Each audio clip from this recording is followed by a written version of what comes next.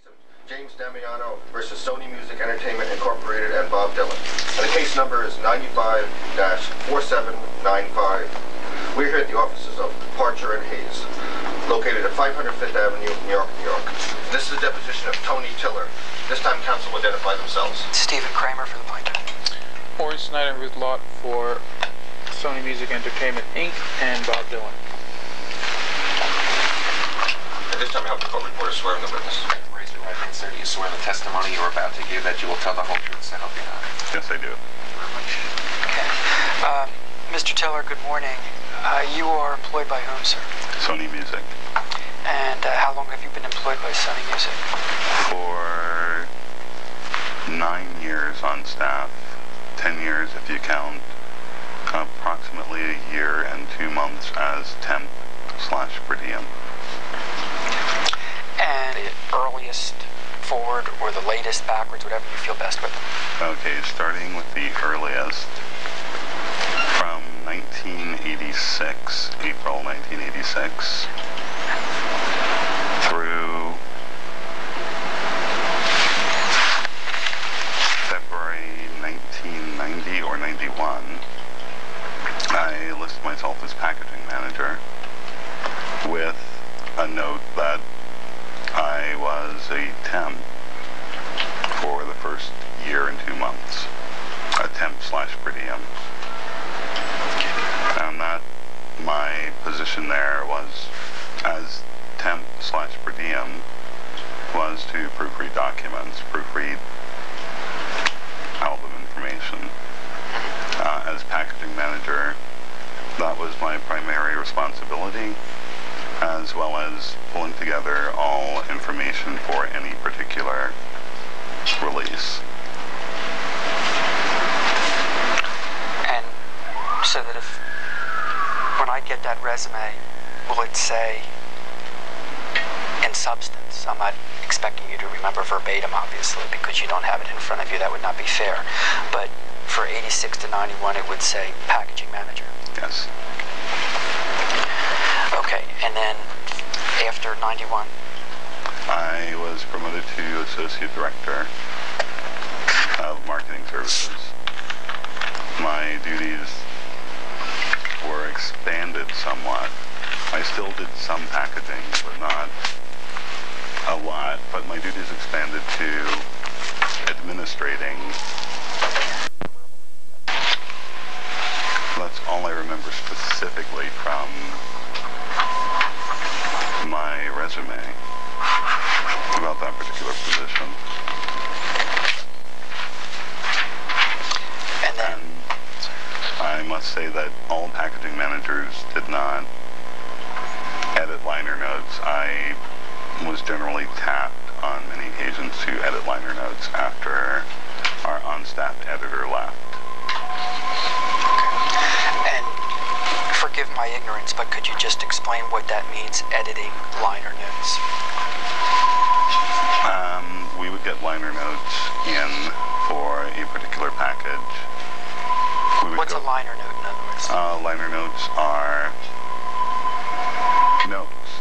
When you open an album, you see that a writer has written something about the artist, something about the recording. Okay. And you go through for misspellings, grammar, errors of fact, if it can be cross-referenced. Okay, thank you. Any other positions? Oh, forgive me. And do you also describe your position as of 91, which I think you said was an associate director? Yes. Do you also describe that on your resume? Yes, I do. And would you tell me what it says there? Do you ever have in your office any compilations of any sort of Mr. Damiano's songs that you kept on your bookshelf? When you say compilation, what? Folder, binder, book, tablet. Printed material, anything. Printed material, yes. Okay, and draw, if you would, so I can picture it, and the jury can picture it, a verbal picture of your office, and then after you do that, where the material rested. I'm sorry to interrupt you, so the record's clear. Are we talking about, because you may have had more than one office over the course of the years, so you might want to... Sure, if you had more than one office, take me through it. Okay, when I first started as a temp, I moved from office to office to cover for people who were on vacation. Okay, just to speed it up a touch, perhaps. If you would, Mr. Tiller, limit yourself to the offices in which these materials were ever located. Okay, my first office, I had, the door would be, say, in that corner. Over here, I had 2 file cabinets, a table, a small table to my left attached to my desk,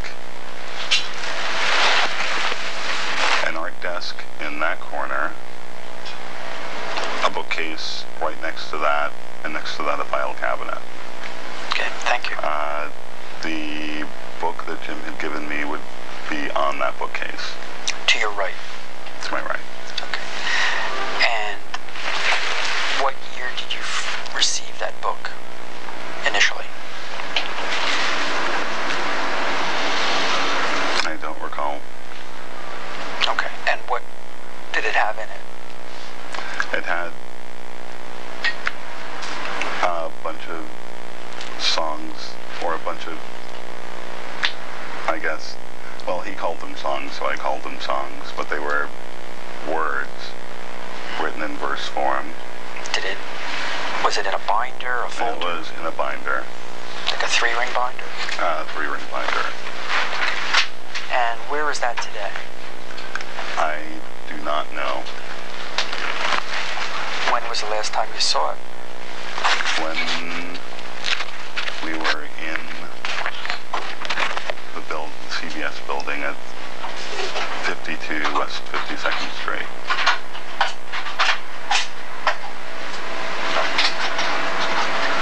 And you're telling us and the jury you don't know what happened to those materials of songs or words?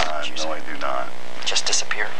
Well, when we moved from that building approximately 4 or 5 years ago, as I explained to Jim,